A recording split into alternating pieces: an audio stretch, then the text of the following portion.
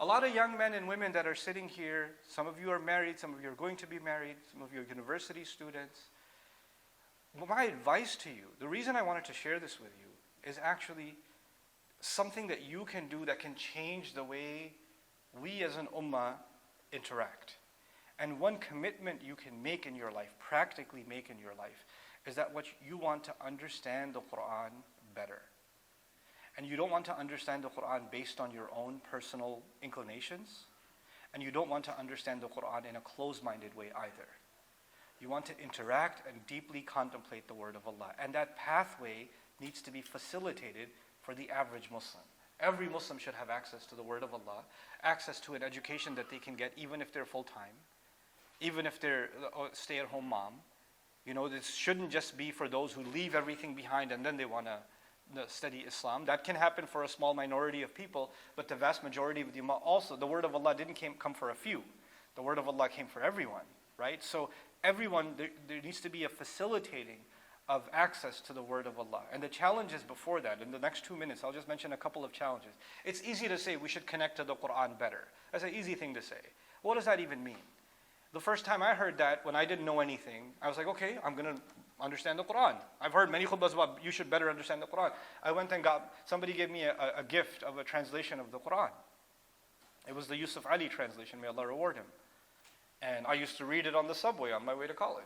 Like, okay, I'm going to read the Quran. I'm going to try to understand it. I could not make heads or tails of this thing. I could not understand anything. First of all, the language was Shakespearean, which was a challenge enough, right? So, you know, the moment you see it, hast thou not seeneth, you know, I don't know what to do with this. And then after that, when you start with Al-Baqarah, for example, then Allah is talking about one thing, then He's talking about the story of Adam, then He's talking about the Israelites, then He's talking about the people I don't know, and He's mentioning them briefly, and He moves on to something else, and something else, and something else. I'm like, what was this about? This is confusing. Now, if I go to someone and say, the Quran's confusing, astaghfirullah al-azim, what did you just say? You want to stay in the cult or what? Shut up. Just recite the Quran, make dua, okay? Just make dua. And if you start saying, hey, this is not making sense to me, how do you understand this? Then, brother, this is the kalam Allah. You have to have taqwa of Allah. Maybe let me take you to somebody who'll do ruqya on you and you fix your problem, you know.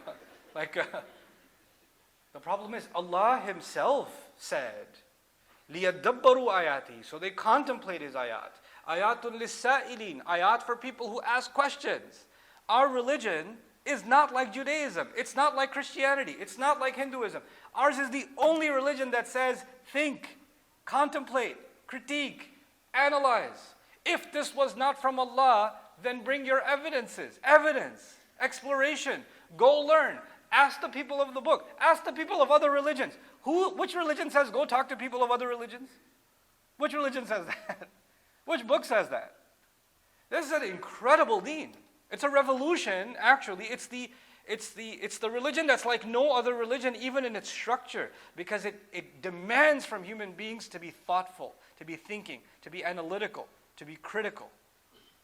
And that's what the base of their faith, the strength of their faith comes from that. Ad'u ilallahi ala basiratin. I call to Allah with insight.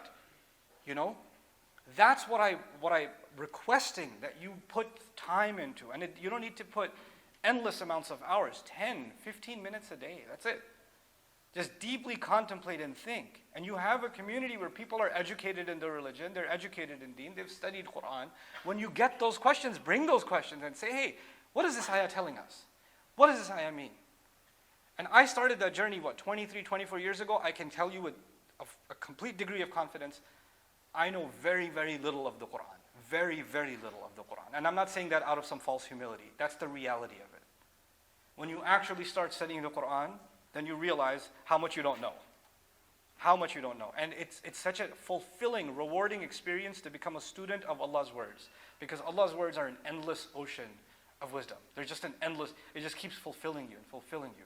There's, some of you are health conscious, you eat healthy. Some of you are exercise conscious, you take care of your bodies.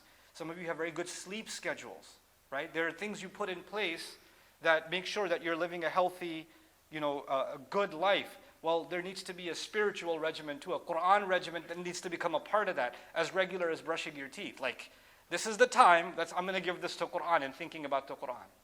This is the time where weekly I'm going to come back to the masjid and ask these questions to the imam or to the sheikh. Hey, I was studying Quran. Here was this question I had. Here's something I'm contemplating. What can I read about this? What can I do more about this?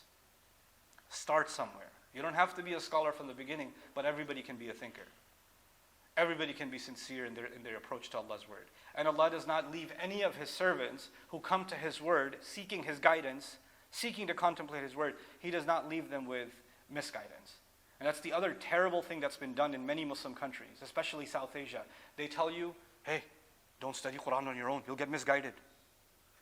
You have to go study from a scholar. Because if you're not a scholar, don't touch it. Really? Really? The religion that spread, did it spread with scholars? When the Abyssinians heard the Quran, did they sit with a scholar when they heard the Quran? Were the Meccans themselves scholars? When the jinns were hearing the Quran in Surah Al-Ahqaf, they passed by and heard ayat of Allah. Did they get an ijazah first? Did they go, hey, let me take a few courses in Usul al-Fiqh before I can hear this? They heard the Quran, they thought about it, they commented on it. Allah liked their comments so much, He put them in the Quran. He put that in the Quran. I don't dismiss the value of scholarship, but if you're going to make scholarship a gatekeeper from people thinking about the word of Allah, that is a crime against the book of Allah. That is a crime against the book of Allah. لا يعلمون الكتاب إلا أماني. You're making sure they remain the group that they don't know the book. The ummah has to know the word of Allah. The ummah has to ask questions about the word of Allah. And sometimes you will get the wrong conclusions. You will get the craziest ideas. And that's why you have to go to people that know better and say, hey, I had this crazy idea. And they'll say, yeah, that's crazy. Let me tell you why that's crazy. And you say, oh, okay. Yep, you're right. That was crazy. And that's how you refine. That's how you learn any subject, isn't it? You make mistakes, you get corrected. You make mistakes, that's why you get tested. When you get tested, any subject, when you have a test, the only answers you will never forget are the ones you got wrong. You know that? The one that got the red mark on from the teacher, that one cut you deep. You're never going to make that mistake again. So actually, the process of learning and maybe heading towards the wrong conclusion and then getting it corrected, that's actually the way to refine ourselves. You can't just be perfect. And the assumption that someone who knows more than you has always got the right answer, that's also wrong. Because we're all human beings and this is the word of Allah. The word of Allah is perfect. There are people that I study with, I know I've taken over time, one last minute. The people I work with, they are scholars in Quranic studies. Like some of them have studied Quran, they've got PhDs from Muslim world and Western academia, others, hadith experts, others. And we study Quran together. And when we study the Quran together, we're like, yeah, we don't know. I was wrong about this ayah. I mean, I read it, but I didn't think I thought this is what it meant, but that seems like that's not what it means. We're revisiting our conclusions. Just because you're qualified and you've studied it for 15, 20, 30 years, doesn't mean that you've got it down. This is the word of Allah. Human beings will always have to be humble to it. So I pray that we develop this humble attitude towards the perfect word of Allah. And that we develop a culture of contemplating the Quran, and that culture helps keep our hearts unlocked. And the other thing that will do, it will absolutely convince you that this can only be the word of Allah. وَلَوْ كَانَ مِنْ عِنْدِ غَيْرِ اللَّهِ لَوَجَدُوا فِيهِ اخْتِلَافًا كَثِيرًا. May Allah Azza wa Jal bring the light of the Quran into our hearts and minds, and allow that light to bring blessings into our families and our communities.